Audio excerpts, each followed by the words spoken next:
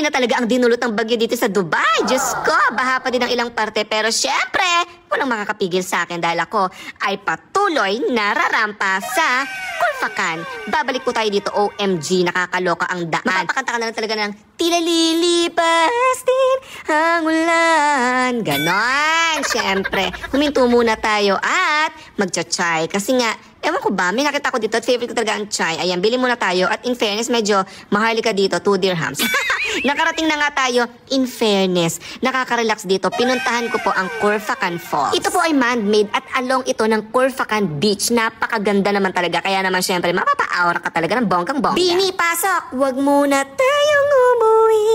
Ganon. So, kaya ako naparito dahil nabalitaan po namin na doon sa pinakatuktok ay may bagong tinayong restaurant. Kaya naman tuwang-tuwa ako. Pero syempre, nalugmok kaming dalawa nung nabalitaan namin ang pinabook namin ay puno na dahil late po kami. Diyos ko naman, nakakaloka.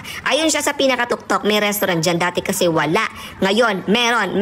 Siyempre, hindi dyan magtatapos ang ating paglalakbay. Siyempre, naghanap tayo ng ibang paraan. Dapat sana kakain kami sa fish market. Pero, nauwi na lang kami dito sa gilid-gilid sa Wales. Pero, siyempre, napakasarap din naman. Kaya naman kami ay dito na nag-dinner at tumambay-tambay. At siyempre, may konting harutan. Hindi mawawala yun, no?